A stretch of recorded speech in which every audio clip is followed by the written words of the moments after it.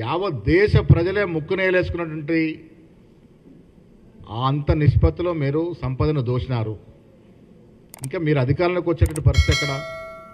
అధికారంలోకి వస్తే తెలుగు తల్లి తెలంగాణ తల్లిని తీసేస్తారట. ఎందుకు తీస్తారు అంటే మీరు ఆనాడు పెడితే అది తెలంగాణ తల్లి, మేము పెడితే కాంగ్రెస్ తల్లి. అంటే మీరు ఆనాడు టీఆర్ఎస్ తల్లిని పెట్టినారా? ఇవాళ మీకు మీ ద్వారా ప్రజలకు గుర్తు చేస్తూ ఉన్నాము. ఇవాళ రేవంత్ రెడ్డి గారు దృఢ సంకల్పంతో తలపెట్టిన తెలంగాణ తల్లి విగ్రహం అచ్చు తెలంగాణ సంస్కృతిని, తెలంగాణ కట్టుబాట్లని ప్రతిబింబించే విధంగా ఉంటుంది. ఆనాడు మీరు పెట్టిన తల్లి తెలంగాణ తల్లి ఒక దొరసాన్ని తలపించే విధంగా ఉండే. దొరలు దొరసాన్ల పాలన వద్దనే కదా మాకు అధికారం కట్టబెట్టినారు. సామాన్యుడి పాలన ఈ రాష్ట్రంలో జరుగుతున్న ఈ తరుణంలో తెలంగాణ తల్లి విగ్రహం యావత్ తెలంగాణ ప్రజల యొక్క యాస, భాష, కట్టుబాట్లు, సంస్కృతిని ప్రతిబింబించే విధంగా ఉంటుంది.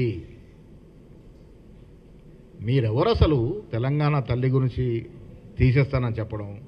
రాజీవ్ గాంధీ గారి గురించి మాట్లాడుతూ ఉన్నారు. అమెరికాలో చదువుకున్నాడంటాడు. ఏం నేర్చుకున్నావు బాబు మీరు? రాజీవ్ గాంధీ చరిత్ర మీకు తెలియదా? ఈ దేశ ప్రభుత్వం వారికి భారతరత్నతో సత్కరించిన పరిస్థితి మీకు తెలియదా? ఎందుకు ప్రాణాలు ఇచ్చినట్టు సంగతి మీకు తెలియదా? రాష్ట్రం కోసం, దేశం కోసం ప్రాణాలు అర్పించినట్టు కుటుంబం అది. నెహ్రూ, మోతీలాల్ నెహ్రూ మొదలుకొని ఇందిరాగాంధీ, రాజీవ్ గాంధీ ఏ రకంగా ఈ దేశం కోసం అసలు బాసినారో దేశ ప్రజలకు తెలుసు, ముఖ్యంగా తెలంగాణ ప్రజలకు తెలుసు. మీరేం చేశారు ఈ తెలంగాణ కోసం? ఏం త్యాగం చేశారు?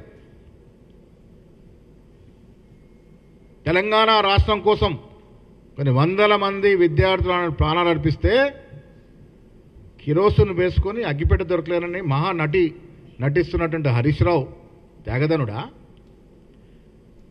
తెలంగాణ ఉద్యమం తీవ్రంగా నడుస్తున్నప్పుడు అమెరికాలో ఉన్నటువంటి నువ్వు, మీ చెల్లె ఈ తెలంగాణ కోసం ఏం త్యాగం చేశారు?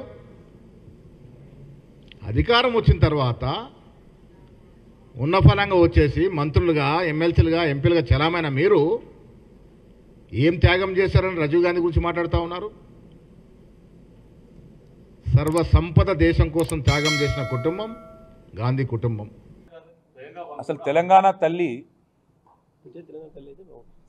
తల్లి విగ్రహం అనేది ఏర్పాటు జరిగినాడు.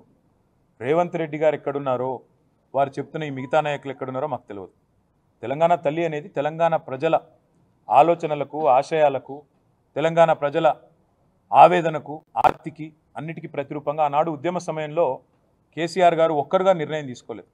తెలంగాణ పౌర సమాజంలోని పెద్దలు, ఇక్కడ ఉండే కవులు, కళాకారులు, రచయితలు, సాహితీవేత్తలు, శిల్పులు అందరి ఆలోచనల సమాహారంగా అందరితో చర్చించిన తదుపరి చివరికి 2007వ సంవత్సరంలో ఆనాటి అప్పటి నిర్బంధాల కాంగ్రెస్ ప్రభుత్వం నిర్బంధించే ప్రయత్నం చేసిన వేల మంది మధ్యన ఒక దేవతను ఊరేగించి తీసుకొచ్చి ఇక్కడ ప్రతిష్ఠించిన నాయకుడు కేసీఆర్ గారు.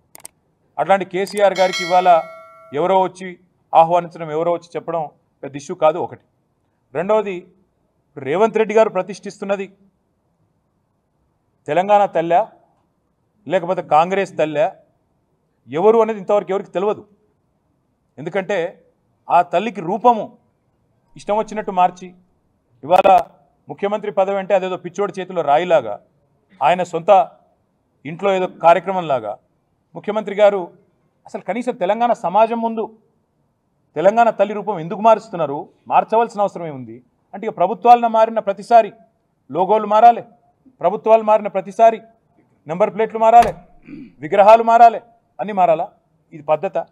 ఇప్పుడు అట్లంటే మొన్ననే దేశపతి శ్రీనివాస్ గారు ఇక్కడే చెప్పినారు, ఇందిరాగాంధీ గారు భరతమాత విగ్రహాన్ని ఆనాడు ఉత్తరప్రదేశ్లో నెలకొల్పినారు.